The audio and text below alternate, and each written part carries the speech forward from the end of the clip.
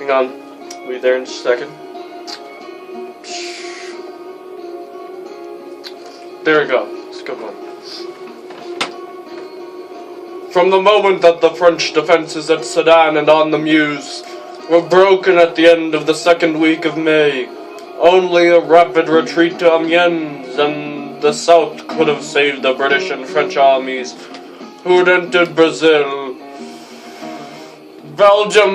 at the appeal of the Belgian king. This strategic fact was not immediately realized. The French High Command hoped they would be able to close the gap, and the armies of the north were under their orders.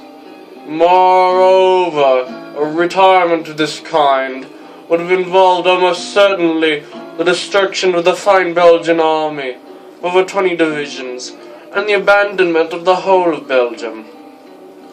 Therefore, when the force and scope of the German penetration were realized, when the new French Generalissimo, General Weygand, assumed control in place of General Gamelin, an effort was made by the French and British armies in Belgium to keep on holding the right hand of the Belgians, and to give their own right hand to a newly created French army, which was to have advanced across the Somme in great strength to grasp it.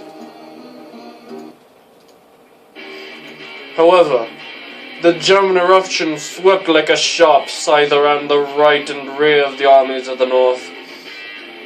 8 or 9 armored divisions, each of about 400 armored vehicles of different kinds, but carefully assorted to be complementary and divisible to small, self-contained units, cut off all communications between us and the main French armies.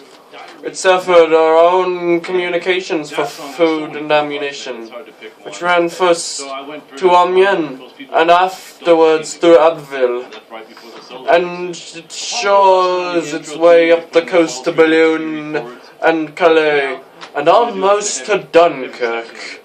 Beyond this armoured and mechanized onslaught came a number of German divisions in lorries, and behind them again that plodded comparatively slowly the dull brute mass of the ordinary German army and German people, always so ready to be led to the trampling down in other lands of liberties and comforts which they have never known in their own.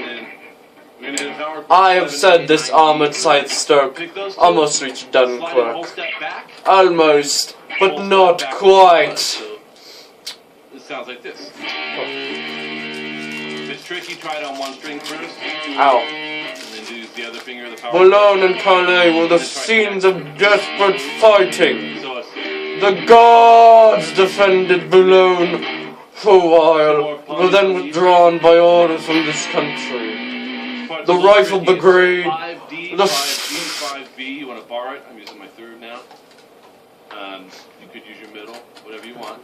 But the trick part is, it's D, G, and B, right? You gotta pick those 3, pull it off to 4-4-4, and then hammer it on back to 5. Ulrich was born into an upper middle class family in Gentruft, Germany, the son of lone and professional tennis player Torben Ulrich. His paternal grandfather was professional tennis player Ina Ulrich. His paternal grandmother, Ulla Meyer, was from a Jewish family. As a result, Ulrich's grandfather was persecuted by the Nazis during World War II. Saxophonist Dexter Gordon was Ulrich's godfather, and he is a childhood friend of musician Nana Cherry. It could inspire you to write your own songs. It's not like you're ripping them off. It's almost 5 minutes really already. Is making up the hammer on or the palm mute. You know what I mean? So you take these little pieces and elements of other songs and you make it could inspire you into a whole other riff. Who would think that was out of Diary of a Madman right there? And if you turn that into the core beat of something you want. What's up, Mike Gross, youtube.com/RockingTarzans1, doing some Aussie. Oh, I know. Second. Diary of a Madman, this goes out out to my buddy Joey Tafoglio. Said you're in a quasi-tribute band. Randy here. And you wanted the kind of the orchestration part, kind of before the solo. So what I'm doing, Joey, is I did a few different parts. Before I start the lesson, I want to mention something that's really cool. There's a lesson with Randy Rhodes. That's probably cassette tape from back in the day. You can hear him teaching the song. It's epic, man. And he brought it to his students a little bit different than the primary guitarist on the album.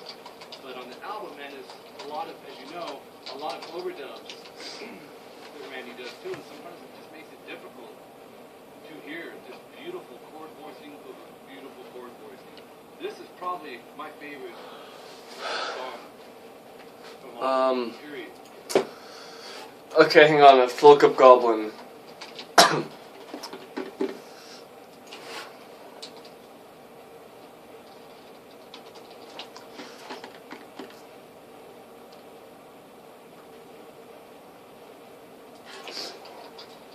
Real Goblin.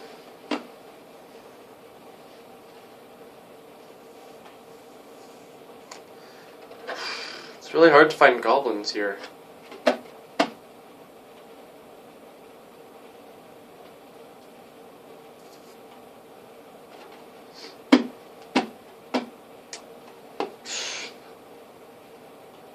I don't think goblins exist, guys.